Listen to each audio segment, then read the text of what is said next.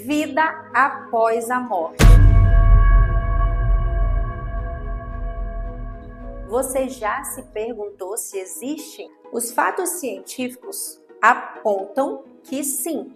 A religião, alguma delas, diz que não. E é baseada nessa curiosidade que eu estive no lançamento do livro A Ciência da Vida Após a Morte, escrito pelo Dr. Alexander Moreira Almeida, que é médico psiquiatra e veio de Juiz de Fora lançar sua obra em Manaus.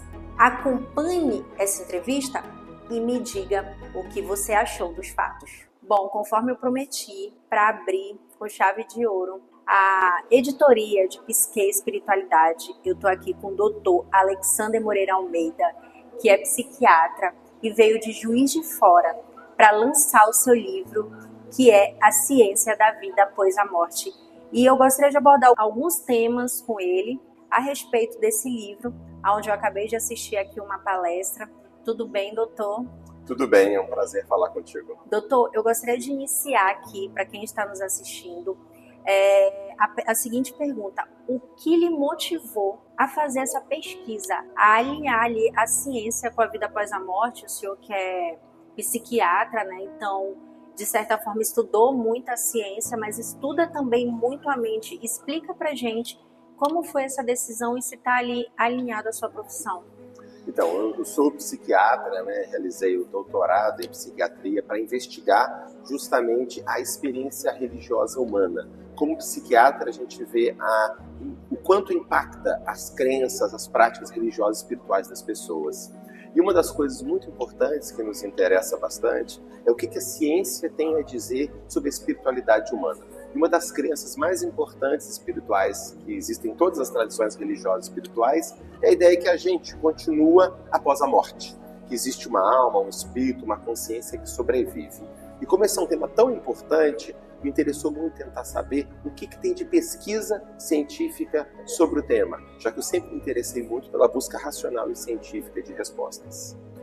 Pois é, doutor, mas acontece que muitas pessoas não acreditam nisso. Então, algumas religiões dizem que fica dormindo até a volta de Cristo, e outras pessoas simplesmente falam que é isso aqui, principalmente os cientistas, né? Eles ficam refutando ali em admitir quais são as provas que existem que vão contra essa existência da vida após a morte. Há algum estudo, algo que fale assim, não tem? Então, esse é um ponto muito interessante. Na realidade, não há provas científicas de que nós sejamos apenas e exclusivamente este corpo. Muitas vezes se ensina como se fosse um fato científico de que eu que penso, que sente, sou apenas a atividade elétrica e química do meu cérebro. Acabando o cérebro, acaba tudo. Isso é uma hipótese de trabalho importante, mas não é um fato científico. O que existe realmente de estudo, de investigação sobre este fenômeno é o que nós estamos tentando trabalhar aqui nessa obra. Aí é que tá a pergunta que não quer calar. Dentro do seu livro, então, há estudos que comprovam a existência da vida após a morte? Então, esse é um ponto importante. Muitas vezes se imagina que a ideia de uma vida após a morte seria uma questão apenas religiosa ou filosófica. Mas, na realidade, há mais de 150 anos de pesquisa no mundo, com muitos dos principais pesquisadores na área. E sim, no nosso livro que nós fizemos, dentro de uma perspectiva científica, não de perspectiva religiosa, tentamos investigar o que existe de estudo científico sobre isso, e existem, na realidade, centenas de estudos. Só no livro nós temos 350 referências acadêmicas em que nós nos baseamos para poder basear e fazer a apresentação da obra. Poderia compartilhar com a gente algumas das provas que constam no livro sobre essa existência da vida após a morte? Então, o tipo de fenômeno que nós estudamos, que no ambiente acadêmico científico se estuda, são as experiências de quase morte fora do corpo, né? Em que as pessoas se veem fora do corpo, especialmente numa situação de doenças graves ou de parada cardíaca. E neste caso é muito importante, porque se o cérebro para de funcionar numa parada cardíaca, não tem mais sangue no cérebro, o cérebro para de funcionar. Se a consciência, a mente, a alma fosse só a atividade do cérebro, Quando o cérebro parou, não pode ter consciência. E nas EQMs, experiência de quase morte, o paciente refere estar consciente. Então esse é o tipo de experiência. A segunda experiência são as experiências de aparições ou experiências mediúnicas, em que as pessoas têm visões ou percepções de pessoas alegadamente já falecidas. E há estudos rigorosos mostrando que, de fato, isso realmente é possível. E, por fim, trata também das alegadas memórias de vidas passadas, especialmente crianças pequenas. Assim que elas começam a falar, com 2, 3 anos, começam a alegar uma vida passada.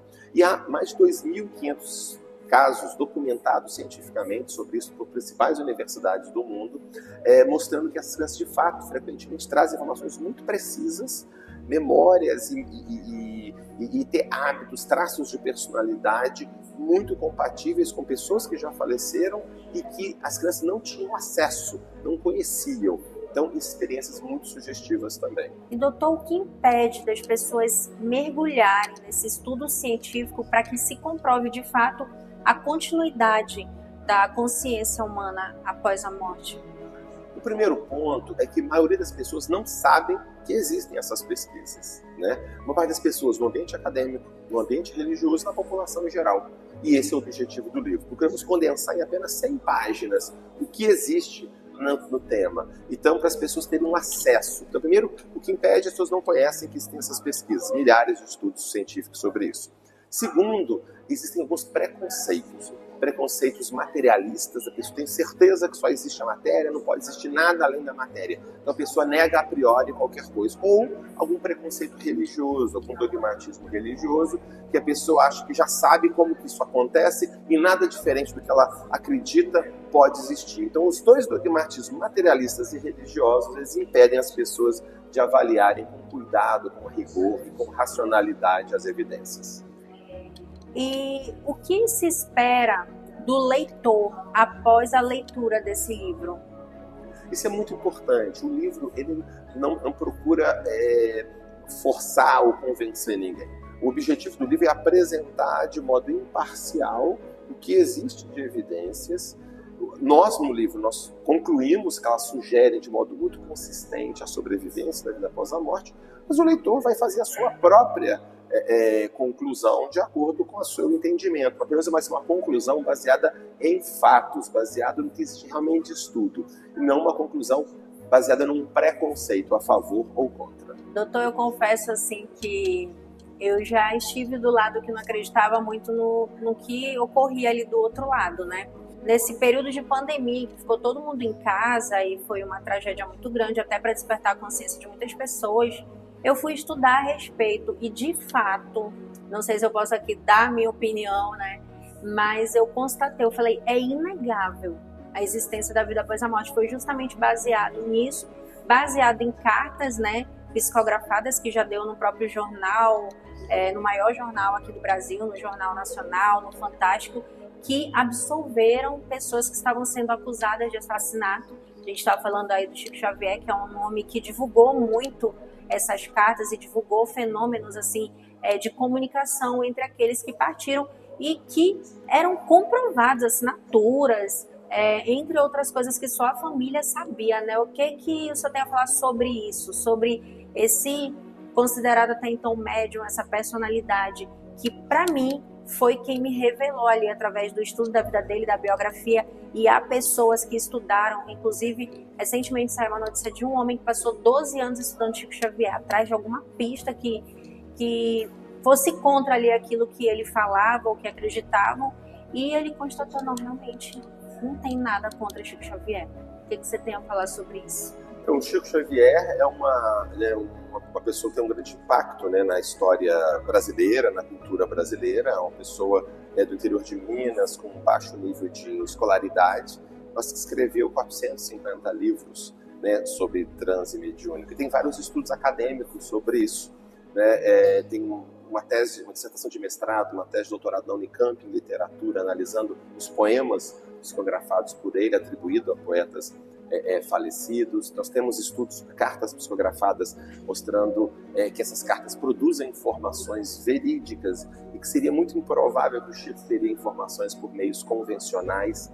Então, sem dúvida, e fora o exemplo de vida, né? Uma vida dedicada à caridade, uma vida de humildade, algo muito importante. Então, ele realmente produziu um conjunto de evidências muito consistente, muito sugestivo da sobrevivência da consciência. Doutor, e tem algum projeto para o futuro, além desse livro? Assim, nós estamos conduzindo inúmeras pesquisas no Brasil.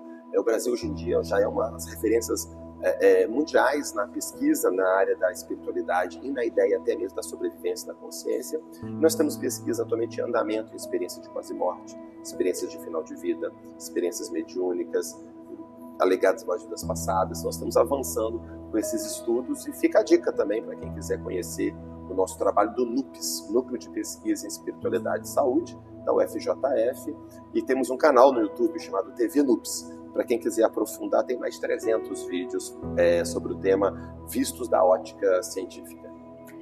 Doutor, muito obrigada. Foi uma honra aqui conversar com o senhor, porque é um médico, é uma pessoa que estudou muito para chegar onde está, estuda a mente humana, estuda a espiritualidade, e eu espero que através dessa entrevista a gente possa ajudar outras pessoas que estão se perguntando o que eu estou fazendo aqui, porque a partir do momento que a gente sabe que a vida continua, a gente muda desse lado daqui também as nossas atitudes, não é verdade? Sim, a visão de uma espiritualidade, que nós somos mais do que essa matéria, que a vida tem um sentido, um propósito, muda a visão que a gente tem das coisas, a cosmovisão, como nós chamamos. As coisas começam a ter mais sentido, mais significado, e é um esforço nosso, às vezes, de melhoria, né, de valorizar aquilo que realmente importa na vida. Obrigada, doutor. Vou deixar o endereço das redes sociais dele aqui, e quem tiver mais curiosidade a respeito do tema, é só segui-lo ou então mandar pra gente um direct que a gente vai esclarecer todas as dúvidas. Até mais. Tchau, obrigado. E então, o que você achou dessa entrevista? No mínimo, esclarecedora, não é verdade? E o livro tá aí para que você possa ler e tirar outras dúvidas acerca desse tema tão importante para entendermos a nossa existência. É por causa disso que eu lancei a categoria Psique e Espiritualidade, que está disponível no portal A Repórter. Acompanhe as pautas e participe, dê a sua opinião, mande as suas dúvidas. Aqui a gente aborda tudo o que é importante, não só para o nosso leitor, mas para o ser humano de forma geral. Érica Passos, para o portal A Repórter.